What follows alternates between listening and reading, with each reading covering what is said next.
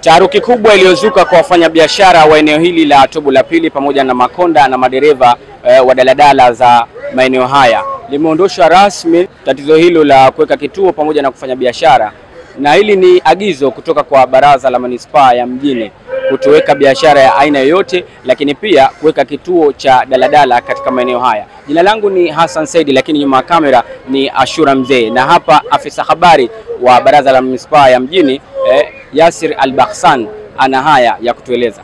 Leo tumeamua kupitisha agizo hili rasmi ambalo litafanya kazi kwa muda wa wiki moja, na wafanya biashara, madereva wanatakiwa wasikitumie hichi kituo kwa kushusha abiria, isipokuwa kushusha abiria, lakini pia hata kupakia abiria. Kituo maalumu kimejengwa maeneo ya Kijangwani, ndicho ambacho kinachotakiwa watu wapange daladala kwa ajili ya kwenda safari zao maeneo tofauti tofauti.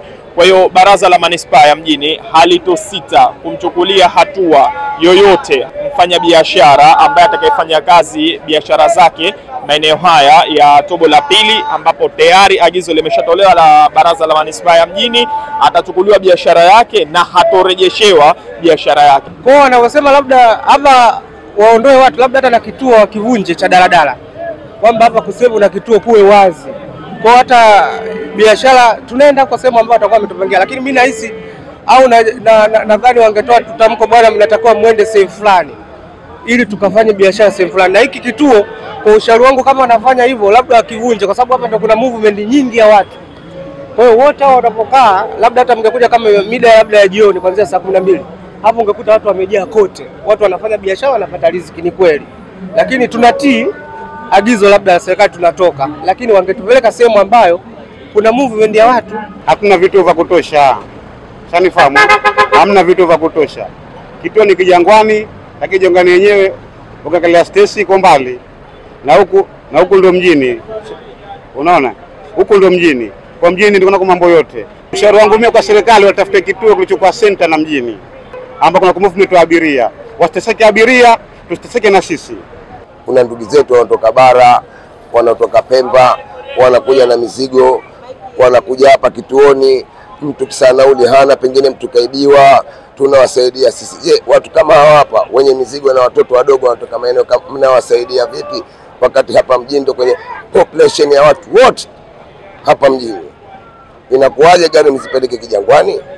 Na Kijangwani sehemu yenyewe ndogo. Isitoshe kipindi cha siku ya Jumatatu shule ziko wazi, tunaona foleni inaanzia kwa Boko, wanawapatwa kituo cha Kijangwani, na gari zinaingia moja moja, mbali nyingine zinazopita juu kwa juu. Je, gari yote kisha kuitia mlendani, na mlendani isitoshe hamna abiria, kuna wanafunzi tu, na daladala zinafuata raia walipo. Ninaomba serikali kama itaweza kutusaidia, watutie hata pale Baraza la Wawakilishi chini pale, vile palipo, sisi tutafanya kazi pale. Kama tulivyomsikia afisa habari wa Baraza la Manispaa ya Mjini ana yake ya aliyotueleza, lakini pia tumesikia baadhi ya wafanyabiashara pamoja na madereva na makonda wa daladala katika eneo hili. Jina langu ni Hassan Saidi, lakini nyuma ya kamera ni Ashura Mzee. Hii ni Mshindo TV. Usisahau kusubscribe, kulike, kucomment na kushare. Mshindo TV.